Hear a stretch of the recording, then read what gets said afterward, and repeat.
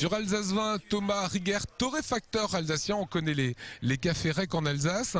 Torréfacteur, c'est un métier qui fait un peu penser au sud, à la Colombie. On peut être alsacien et torréfacteur, hein. Oui, bien sûr. On importe depuis plus d'une centaine d'années des cafés en Alsace. On les torréfie et on les distribue sur le marché local. Alors, si on vous invite aujourd'hui aussi, c'est qu'il y a une explosion de cette matière première. Est-ce qu'on peut dire de combien de pourcents ça a explosé ces derniers mois ?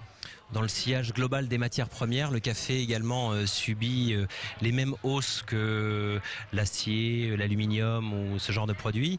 Et ben, écoutez, c'est simple, il y a 100% de hausse sur la fourniture. Et c'est un phénomène mondial qui est dû à la spéculation et à une consommation en hausse sur les pays notamment asiatiques qui découvrent les vertus et le plaisir du café. Alors ça, c'est ce que les gens ne savent pas, c'est que leur petit express devrait coûter le double aujourd'hui en gros. Le petit express devrait coûter le double, non pas tout à fait, parce que c'est le prix de la matière première, donc c'est une matière qui est transformée.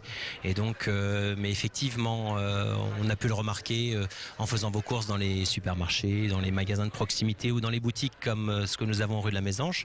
Vous avez effectivement une répercussion de la matière qui permet quelque part aussi une juste rémunération des planteurs. Ça permet aussi de tirer une filière entière, puisqu'il y a 30 millions de personnes dans le monde qui travaillent dans cette filière. Alors on va se marrer un petit peu, Thomas.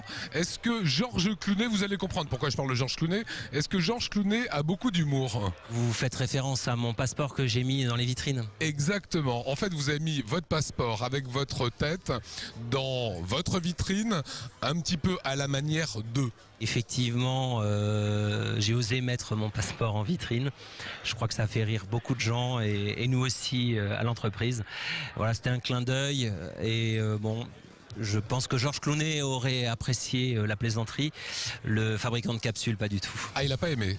Non, je m'arrêterai là, Lionel. Voilà, donc vous avez dû en gros l'enlever. Est-ce qu'il faut être créatif aujourd'hui parce que vous avez des mastodontes en face de vous ?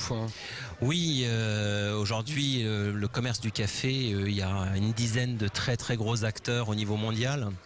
Alors je ne vais pas les citer, mais quelque part c'est notre force parce que ça nous permet d'avoir une vraie souplesse, ça nous permet de choisir des coups de cœur, ça nous permet de faire bien notre métier à mon avis, d'être une entreprise régionale, taille humaine.